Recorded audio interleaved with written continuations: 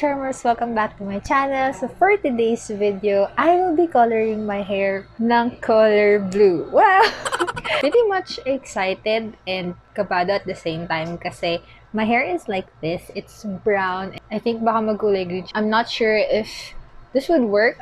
And hopefully this would work. We're gonna be using this cello wax. I bought this for around 35 to 40 pesos. I'm gonna put the link down in the description box below. And I know, sobrang ano na to, trending niya. Kasi sobrang ganda daw nung pangkulay ng hair na to. Like malambot. This is a semi-permanent color. Wish me luck. Wish me luck. So if you're new to this channel, hit that subscribe button over there. And please don't forget to like this video if nagustuhan nyo, and hopefully this would be able to help you guys if gusto nyo lang magpakulay ng buhok. Okay? Nagdadalawang isip kayo kung dapat ba ako magkulay ng buhok today. I mean, you, if need mo magkulay ng buhok today, this is your sign. Tuloy mo na yan. So without further ado, let's get this video started. So I have a few things here. Meron tayong disposable gloves. I also have this, yung lalagyan.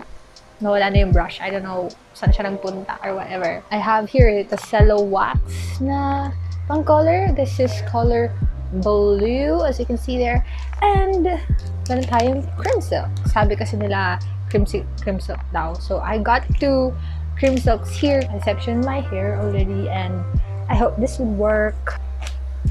Dramatic effect, ganun. By the way guys, this pangkulay is enriched with argan extract plus with vitamin C. Oh my god, I like the color blue.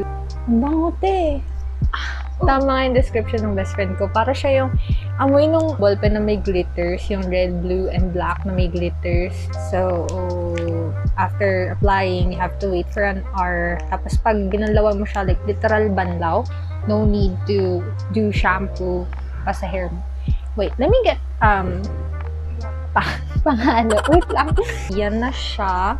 Ang bango, grabe. Kita niyo ba? Ayan o. Let's do this.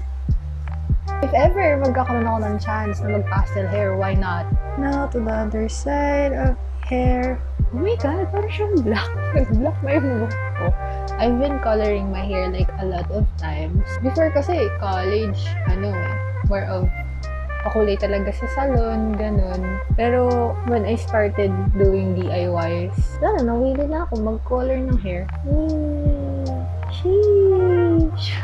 Feeling ko yung mga bleached areas ko mag-look like blue talaga. Ayan. Oo nga, feeling ko dark blue yung lalabas dito. Hopefully, dark blue. Wala ka, bobo pala. Ang dami pa. May mahabang hair pa din. I thought naubos ko na.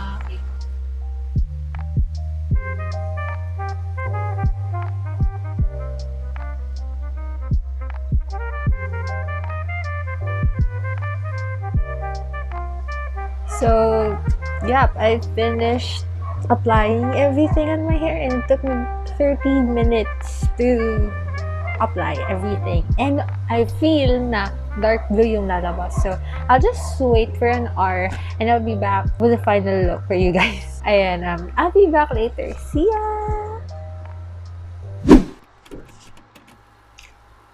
Hello, I'm back and hindi ko alam eh. Akala ko dark blue eh. Hindi eh. Nag-black eh. And tingin ko dapat kasi talaga nag-bleach ako. Tapos isa pa, kasi may bili na akong phone case. Tapos super bet ko siya. Tapos tingnan mo. Pain siya ng blue. This is the new look.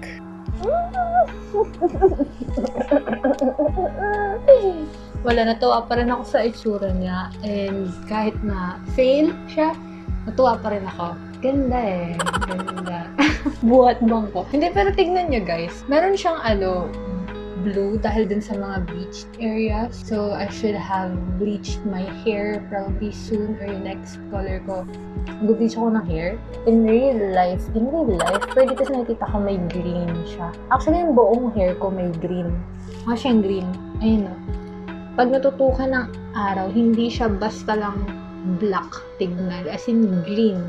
Because nga, yung hair ko is from brown, tapos nilagyan ng blue. Kaya ganun. Pero, ang ganda. Ba't ganun yung tawa ka? Anyway, but yeah, this is the final look.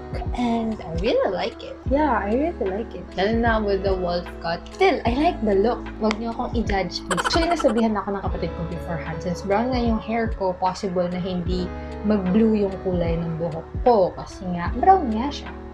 Kukunin ko yung light. Tapos papakita ko sa inyo yung hair color. So, ito siya. That's the blue thing there. Yes, I really like the final look still. Very different na siya from sa mga hairstyles ko before.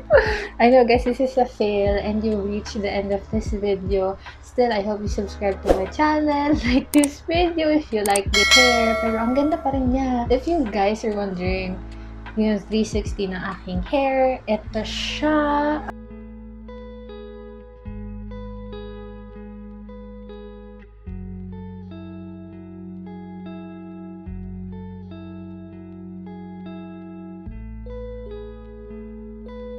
So guys, kung kaya ay mag-color, please do bleach your hair para mas ma-achieve niyo yung color. So that's it for today's video. Thank you so much for joining me in today's fail DIY hair color. See you again on my next video. Kita-kits dito lang sa City Life. Bye guys!